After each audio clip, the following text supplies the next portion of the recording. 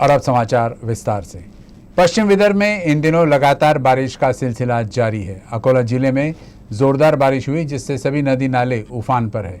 जिले के पातुर तहसील के निर्गुणा नदी में अचानक से आई बाढ़ में 50 से 60 मवेशी बह गए। अकोला जिले में शनिवार को जोरदार बारिश हुई। वैसे भी इस बार सितंबर के महीने में लगातार बारिश होने से सभी नदी नाले उफान पर हैं। लेकिन इस जोरदार बारिश के बाद अकोला जिले के पातुर तहसील से होकर बहने वाली निर्गुणा नदी में बाढ़ आ गई। अचानक से इस बाढ़ में काफी नुकसान हुआ है। बताया जा रहा है बाढ़ में 50 से 60 मवेशी बह गए हैं, जबकि बाढ़ का पानी आसपास भरने से किसानों को भी काफी नुकसान हुआ है। इस क्षेत्र में प्रशासन ने अलर्ट हो गई है।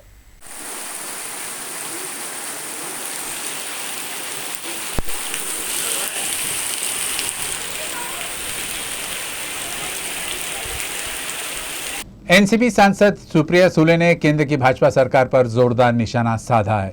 उन्होंने कहा कि जो भी केंद्र सरकार के खिलाफ आवाज उठा रहा है उसे ईडी और केंद्रीय एजेंसी का डर दिखाया जा रहा है। भाजप किंवा केंद्र सरकारच्या विरोधात बोलेल त्याला ईडीची नोटीस येते। ही नवीन फॅशन झाली आहे या देशामध्ये। फक्त आपल्या राज्यात होत नाही, विरोधीत बोला की आली नोटीस। जसं पोस्टातून कार्ड येतं तसं आजकाल ईडीची नोटीस यायला लागली या देशामध्ये। दुर्दैवी आहे। त्या विरोधकांनी आमच्यावर टीका केलीच पाहिजे। आणि माझ्या दोन गोष्टी आहेत। माझ्या आईने मला नेहमी सांगितलंय की निंदकाचे घर हे नेहमी शेजारीच असले पाहिजे, म्हणजे आपल्यावरही एक चेक राहतो। आणि आमचं दडपशाहीचं सरकार नाही आहे, त्याच्यामुळे आमच्या विरोधकांनी आमच्यावर टीका करत राहावं आणि महाविकास आघाडी महाराष्ट्राच्या जनतेची सेवा करत राहावी। कांग्रेस प्रदेशाध्यक्ष नाना पटोले ने केंद्र सरकार की नीतियों पर जबरदस्त हमला बोला है। नाना पटोले ने देश में आर्थिक समस्या के लिए केंद्र की नीति को जिम्मेदार ठहराया है। अकोला में पत्र परिषद लेकर नाना पटोले ने कहा कि केंद्र सरकार के विरोध में 27 सितंबर को भारत बंद रखा गया है।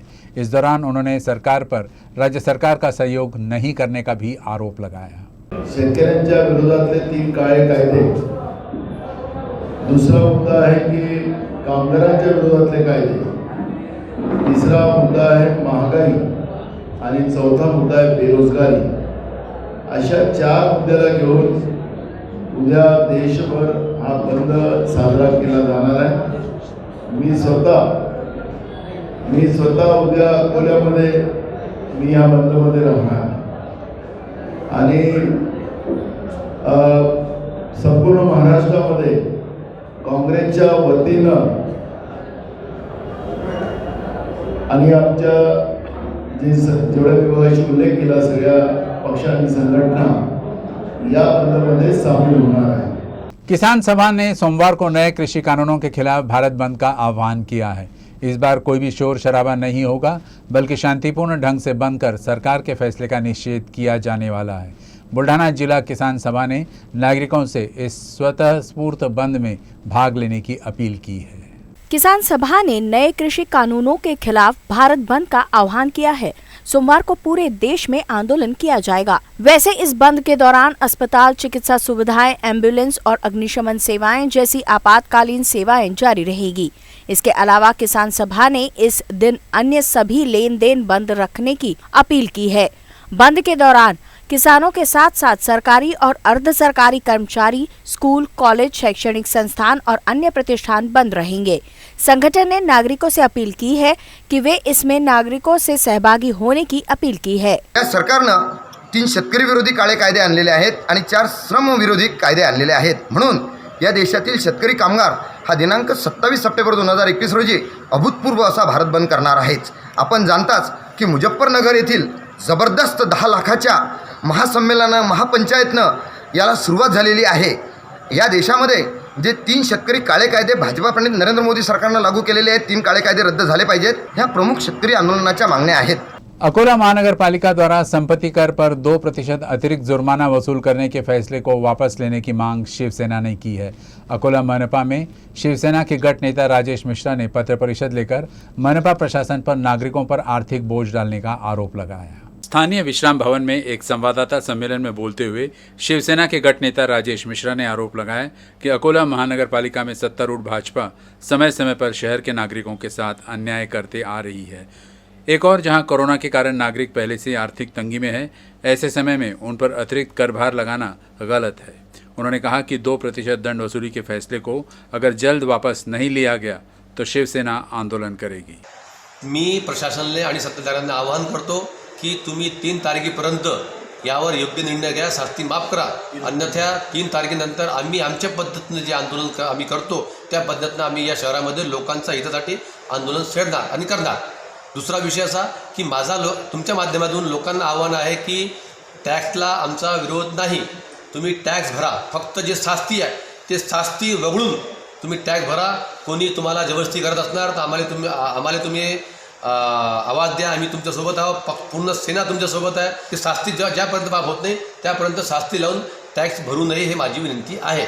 ब्रेक के बाद आपका फिर स्वागत है। अकोला के अश्विन राठौड़ ने भारतीय लोक सेवा आयोग परीक्षा में 520वां स्थान प्राप्त किया है। अश्विन ने अपने लगन और निरंतर अभ्यास से दूसरे प्रयास में ही ये सफलता हासिल की है। यूपीएससी में इस बार विदर्भ के युवाओं का प्रदर्शन बेहतरीन रहा है। अकोला के अश्विन राठौड़ ने 520वां स्थान प्राप्त किया है। अश्विन ने अकोला से अपने स्कूली पढ़ाई की, जिसके बाद वो नागपुर आगे की पढ़ाई के लिए आ गया। नागपुर से बीएससी होने के बाद वो यूपीएससी की तैयारी में लग गया। पूरी लगन और निरंतर अभ्यास के बदौलत उसने दूसरे प्रयास में ही यूपीएससी क्लियर कर लिया। उसकी इस सफलता से पूरा परिवार ही बेहद खुश है। खुशी की बात भी है क्योंकि बेटा अब बड़ा अधिकारी बनने वाला है। अश्विन की इस सफलता में उसके परिवार का भी बहुमूल्य योगदान है। अश्विन के पिता भी पुलिस विभाग में पुलिस निरीक्षक के पद से रिटायर्ड हुए हैं।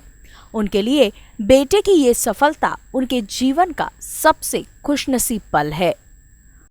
चांगलं वाटते आणि तो जो सांगतो तो क्लिअरली म्हणजे वातावरण आजकाल म्हणजे लोक जे हे करतात इंटरव्ह्यूसाठी प्रयत्न त्यानुसार करतात। वहीं अश्विन ने अपनी इस सफलता का श्रेय अपने माता पिता, परिवार और अपने गुरुजन को दिया है।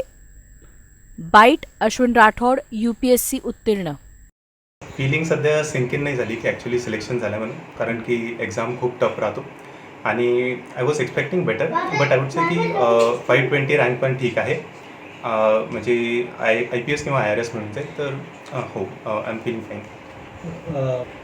प्रायमरीली माझी फॅमिली आणि त्याच्यातही माझे मम्मी आणि पप्पा खूप सॅक्रिफायसेस केले आहेत त्यांनी माझ्यासाठी, तर त्यांचा खूप मोठा रोल आहे। त्याच्यानंतर माझी ताई आणि जिजू त्यांचाही खूप मोठा रोल आहे आणि त्याच्यानंतर माझे टीचर्स आहेत ज्यांनी नेहमी सपोर्ट केला मला। फ्रेंड्स आहेत खूप कमी आहेत पण अगेन सपोर्टिव्ह आहेत, तर यांच्यामुळे UPSC जर्नी मी क्रॉस करू शकतो। अगर एक शिक्षक चाहे तो अपने छात्रों की पढ़ाई को सरल बना सकता है। इस बात को खामगांव के एक शिक्षक ने साबित कर दिखाया है। कोरेगांव के जिला परिषद स्कूल में कार्यरत शिक्षक राजेश कोगदे ने बच्चों के लिए पढ़ना और लिखना सरल पद्धति से सीखने की शुरुआत की है। साथ ही इसे बच्चों के लिए बहुत ही इंटरेस्टिंग भी बनाया है। देखते हैं ये पूरी खबर। बुल्ढाना जिले के खामगांव तहसील के करेगांव में जिला परिषद स्कूल में कार्यरत शिक्षक राजेश कोगड़े ने अपने कार्यकाल के दौरान अब तक कई नए प्रयोग किए हैं। शिक्षा को सरल बनाने के लिए किए जाने वाले उनके नए प्रयोग को काफ़ी सराहा गया है।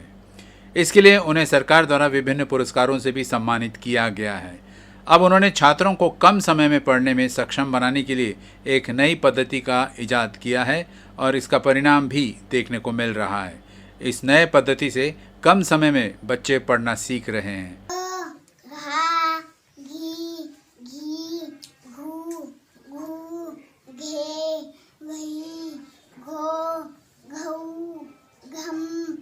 आनंददायी कृतीयुक्त वाचन पद्धतीचा मी अध्यापनात वापर करत आहे। 2009मध्ये चंद्रपूर येथे झालेल्या राज्यस्तरीय विज्ञान प्रदर्शनीमध्ये मी या पद्धतीचे सादरीकरण केले होते। तेव्हापासून राज्यातील बरेच शिक्षक या पद्धतीचा वापर करत आहेत। 1 ते 1.5 महिन्याच्या कालावधीमध्ये वाचन करू शकतो।